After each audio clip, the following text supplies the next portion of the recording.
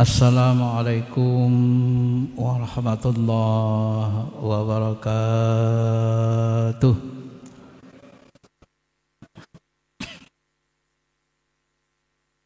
Alhamdulillah, alhamdulillahilladzi nawwara qulubana binuril iman wal islam wal ihsan.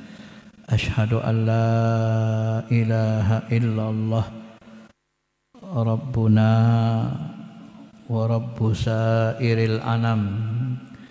Allahumma salli ala habibina syafi'ina Muhammadin wa ala alihi wa sahbihi ajmain, amma ba'd.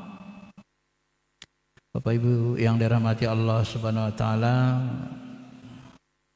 kajian kita lanjutkan ke bab amalan-amalan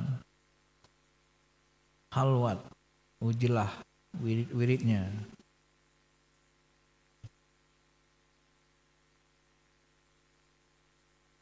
Bayan aurat al-khalwatiyah, penjelasan aurat. Aurat itu adalah amalan, wirid-wirid, dari kata wirid. Wirid-wirid, amalan-amalan khalwat. Kemarin kita sebut bulan lalu khalwat itu sama dengan tahannus, seperti tahannus di Gua Hira. Amalan para nabi, para rasul. Nabi Musa tahannusnya 40 hari berkali-kali. Nabi Muhammad ada yang menyebut 3 kali 40 hari, ada juga yang meriwayatkan 3,5 tahun. Sunan Kalijaga sekitar 3 tahun berkhalwat, dan setelah syariat Islam hadir, khalwat itu tidak lagi hanya mengosongkan diri dari selain Allah, tetapi juga diisi dengan amalan-amalan lain, amalan-amalan yang disunnahkan Nabi SAW. Syekh Abdul Qadir Jilani dalam kitab ini menjelaskan amalan-amalannya kalau di tarekat Qadiriyah, karena beliau termasuk pendiri tarekat Qadiriyah. Yang bagi lil khalwati ayyirfi abis-sawm,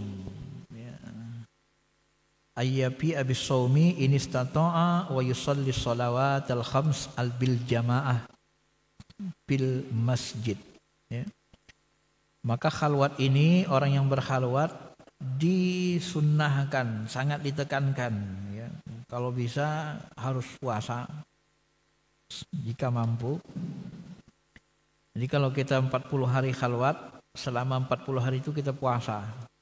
Puasanya seperti biasa, pakai sahur dengan berbuka, ya, bukan puasa wisol terus menerus. Itu tidak dibolehkan. Kemudian menjaga sholat 5 waktu dengan jemaah.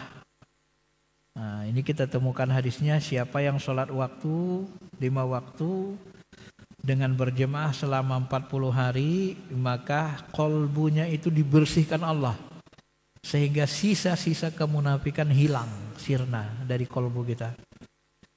Apalagi tidak ketinggalan takbir pertama, maka hati kita akan bercahaya. Ini bisa dipraktekkan.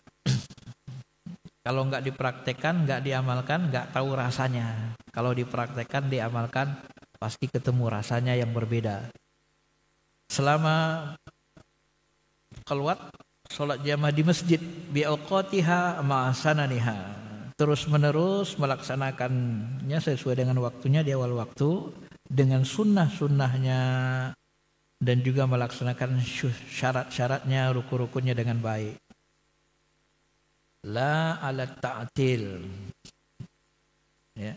Wa yusalli 12 raka'ah ba'da nisful lil wa sulusuhu binyatit tahajud. Nah, setelah itu salat wajib tadi sudah dijaga dengan jemaah dengan sempurna, ya, tidak ada yang kurang, termasuk sunnah-sunnahnya. Kemudian bangun di tengah malam, sholat tahajud sebanyak 12 rakaat. Ini disunahkan. Bagi orang suluk, walaupun mungkin kita tidak di antara kita nggak masuk tarekat, nggak suluk, paling tidak ini tahu ilmunya supaya nggak gampang-gampang nyesatin orang suluk itu kan. Salat tahajud 12 rakaat sesudah nisful lail, sepertiga malam terakhir. Ya. Niatnya ya niat tahajud sebagaimana dikatakan Allah, wa minal laili fatahajjat bihi nafilatal lak. Maka di keheningan malam tahajudlah engkau. Sebagian ulama kita menyebut hijab-hijab itu dibuka biasanya mulai jam 2 atau jam 3 sampai subuh. Di situ waktu yang paling sepertiga malam terakhir. Makanya dalam hadis lain disebut Allah itu tanazzul, turun ke langit dunia sepertiga malam terakhir. Imam Ghazali menyebut turun di situ Allah membukakan hijabnya sehingga kita bisa merasakan kenyataan nurjatnya itu, menyatakan keras ya, tergantung kolbu kita bisa merasakan kenyataan kehadiran Allah itu sampai nanti kita merasa apabila aku mencintainya maka aku berkata dengan lisannya, ya, berjalan dengan kakinya, mendengar dengan telinganya. Nah, itu yang disebut dalam hadis kursi. Jadi Al-Ghazali mentakwilkan hadis itu dengan rasa kedekatan ke Allah. Jadi Allah tuh turun ke langit dunia, ya nyata dia gitu ya. Dibukanya hijab-hijabnya sehingga kita bisa menyaksikannya dengan mata hati kita. Ya, itu yang dimaksud dengan turun ke langit dunia. Bukan turun seperti Superman naik turun, bukan begitu ya. Kita berlindung kepada Allah, kita mensucikan Allah dari serupa dengan makhluk. Kemudian sholat witir 3 rakaat. Ya. Nah ini termasuk sholat tahajud ini Bapak Ibu, sholat yang diwajibkan. Bagi Nabi SAW sholat tahajud ini wajib. Sama witir. Bagi kita sunnah. Sebelum datang perintah sholat 5 waktu, umat Islam diwajibkan sholat tahajud. Termasuk Nabi Muhammad. Ya. Karena sholat tahajud itu menguatkan rohani, benar-benar membantu, sangat membantu kita membuka mata hati. Maka Nabi Muhammad sholat tahajudnya itu dalam satu riwayat sahih disebut 8 rakaat, kemudian tahajudnya ditambah dengan witir 3, 11. Syekh Al-Qur'an Jilani menyebutnya di sini 12. Jumlah bilangan tahajud itu tidak ada jumlah wajibnya. Nabi walaupun sholat tahajud 8 rakaat, tapi itu yang dibaca surah Al-Baqarah, Al-Imran, kemudian An-Nisa, hitungannya sekitar 5 juz setengah. Kalau 1 juz itu setengah jam, maka 5 juz 2 jam setengah, sekitar 2 jam 40 menit tahajud Nabi.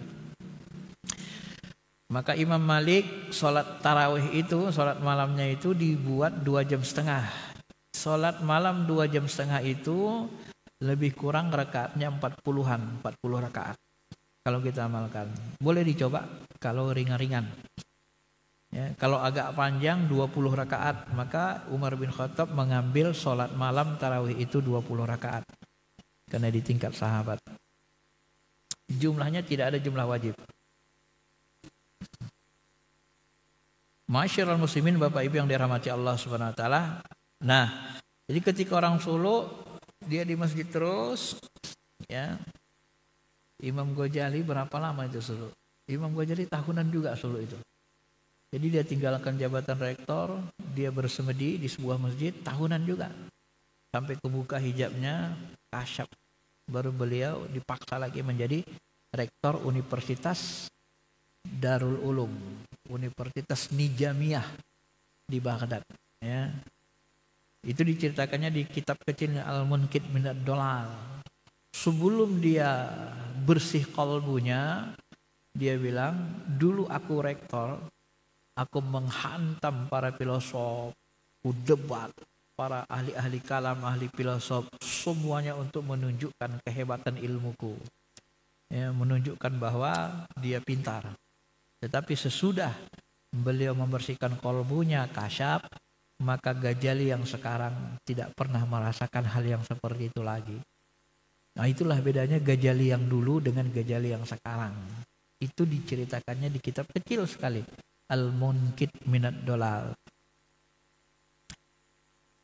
Masyarul muslimin, Bapak Ibu yang dirahmati Allah Subhanahu wa taala. Kemudian setelah itu apa yang dilakukan? Nah, sampai tahajud selesai, masuk sholat subuh. Setelah itu sholat 2 rakaat, sholat isyraq.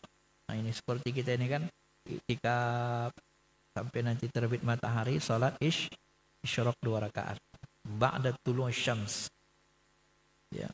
Kemudian sholat 2 rakaat ba'daha biniyatil isti'adzah bil ma'udzatain. Ya. Kemudian kita melaksanakan, orang yang suluk itu kata beliau melaksanakan sholat 2 rakaat sholat hajat. Ini kepada sholat hajat. Hajatnya apa? Sholat hajat itu minta perlindungan dari godaan setan dengan membaca surah Al-Falaq dan An-Nas. Ya. Qul a'udzu birabbil falaq, qul a'udzu birabbin nas. Setiap nabi sakit sering dirajah pakai 2 ayat ini. Kalau Nabi sakit waktu mau wafatnya, Aisyah yang merajahkannya ke Nabi Muhammad SAW. Itu dalam hadis sahih disebut itu. Kenapa kita sholat hajat minta perlindungan dari setan, bisikan setan? Karena waktu kita suluk, kolbu kita itu nanti banyak bisikan. Ya, karena kita sedang bersihkan kolbu, maka dimensi-dimensi gaib, hati kolbu kita ini karena dia dibersihkan, dia bisa tersambung kepada gelombang-gelombang dimensi-dimensi alam. Nah, di dimensi-dimensi alam itu nanti banyak bisikan. Kalau nanti kena ke alam jin, masuk bisikan jin, karena setan lagi mengganggu. Kalau kena ke alam yang bagus, kita bisa mendengar bisikan malaikat, bisikan ruh kita, kata hati kita, termasuk ruh kudusi bagi yang sudah sangat bersih. Nah, maka untuk membentengi kita dari bisikan-bisikan itu, maka supaya setan tidak bisa mengganggu kolbu kita, kita sholat hajat mohon perlindungan kepada Allah 2 rakaat. Nah, ya. Kemudian warok ataini ba'daha biniyatil istikharah. Kemudian sholat istikharah. Nah, ini juga sama. Sehingga kita bisa memilih sholat istikharah ini untuk memilih, Allah pilihkan ke kolbu kita mana bisikan yang bagus, mana keputusan yang baik yang kita ambil dalam segala hal, ya. Kemudian membaca setiap rakaat itu Fatihah 1 kali dan ayat kursi 1 kali, surah Ikhlas 7 kali. Nah, surah Ikhlas 7 kali. Di dalam salat apapun kita boleh membaca ayat Quran bebas.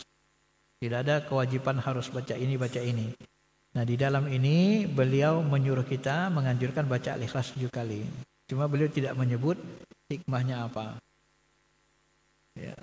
Kemudian wasita rakaat ba'daha biniyatid duha. Kemudian sholat 6 rakaat sholat niat duha. Nah, ya, sholat aja kerjanya kan. Isyraq, habis isyraq, isti'azah, sholat hajat, sholat istikharah, kemudian sholat duha. Nah. Kemudian setelah itu sholat 2 rakaat untuk sholat ini, sholat hajat juga namanya. Apa hajatnya? Kafaratul baul. Sholat hajat kifarah, mohon ampun terhadap dosa buang air kecil. Kenapa? Karena banyak orang disiksa di azab kubur disebabkan tidak bersih istinjanya. Maka di sini dianjurkan beliau kita sholat kafaratul baul, ya. Dan setiap rakaat dibaca inna atoina kal kausar 7 kali sesudah baca Fatihah, ya. Supaya apa? Supaya kita najah min azabal qabr. Sebagaimana kata Nabi, istanzihu minal baul, bersihkanlah dari buang air kecil kalian. Fa inna ammah, karena banyak sekali orang diazab di kuburnya disebabkan tidak bersih baulnya. Wa yusalli 4 rakaatain bi niyyati tasbih. Kemudian salat 4 rakaat salat tasbih. Ya. Salat tasbih ini setiap rakaat baca Fatihah, kemudian surat terserah bebas. Kemudian sesudah qiraah membaca ayat, kemudian kita berdiri. Setelah berdiri itu kita membaca subhanallah alhamdulillah la ilaha illallah akbar 15 kali. Kemudian takbir, ruku, kemudian baca subhanallah alhamdulillah la ilaha illallah akbar 10 kali. Jadi totalnya setiap rakaat nanti itu 75 kali. 15, 10, 10, 10, 10, 10, 10, 75 satu rakaat. 4 rakaat nanti 300 tasbih. Ya.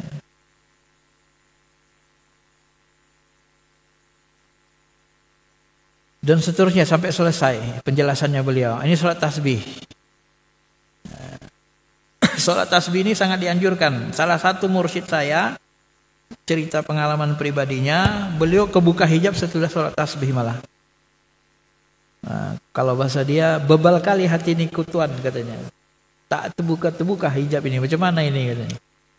Coba kamu sholat tasbih. Maka dia sholat tasbih, setelah sholat tasbih baru mulai bersih kalbunya, kebuka.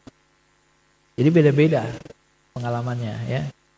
Salah seorang murid saya dia cerita seperti itu. Maka waktu saya belajar sama beliau, saya disuruh salat tasbih. Salat tasbih ini Bapak Ibu, kalau dilakukan siang hari, bagi yang bermadzhab Syafi'i 2 rakaat. Ya. Kalau dilakukan malam hari, baik Hanafi atau Syafi'i dilakukan 2 rakaat. Tapi kalau mazhab Hanafi, kalau siang hari 4 rakaat. Nah, itu bedanya. Kalau malam 2. Itu kaifiatnya. Kemudian apalagi di sini sebutnya,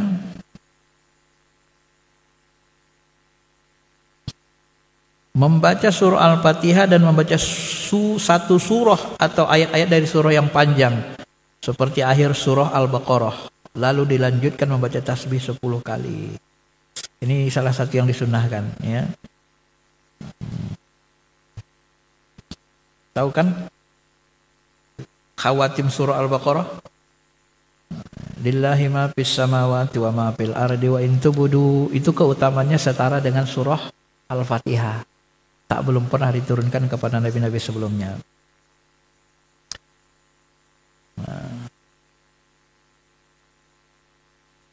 Nah, bagi orang yang berkhalwat, salat tasbih ini sangat dianjurkan. Bahkan beliau di sini menyebut seperti wajib. Ya. Minimal sekali dalam sehari semalam. Kalau tak mampu, 1 kali dalam seminggu. Kalau tak mampu, ya 1 kali dalam selama khalwat itu. Kalau kita tidak khalwat 1 kali setahun, kalau tidak mampu. Bahkan dalam hadis disebut, kalau tak mampu sekali minimal seumur hidup.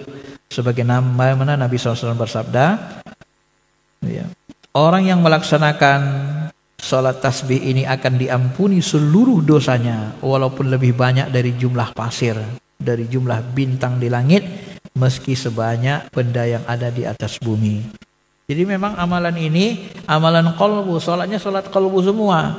Membersihkan qalbu, tasbih membersihkan qalbu, ya salat. Kalau di Naqsabandi itu ada namanya salat taubat. Ya, pertama kali banyak istighfar, kemudian salat tasbih membersihkan qalbu, kemudian salat istikharah untuk menunjuki qalbu, salat hajat membersihkan untuk supaya kita terlindung dari bisikan setan, termasuk salat kafaratul baul. Jadi untuk mensucikan semua. Jadi amalan orang tarekat, orang sufi itu adalah amalan bersih batin namanya. Nah, jadi kesimpulannya itu aja, untuk membersihkan. Supaya apa? Karena kita mau menyaksikan Allah, nurjatnya, mau kebuka hijab, mau ma'rifat, mau kenal Allah dengan hati. Hati yang tidak bersih tidak bisa kenal Allah. Maka kalau mau kenal Allah nggak bisa, nggak ada amalannya, nggak ada caranya. Yang paling bagus kecuali membersihkannya. Karena hati itu seperti cermin. Ya. Nah, itu saja ringkasannya. Ya. Saya kira itu saja. Kalau ada yang mau bertanya silakan.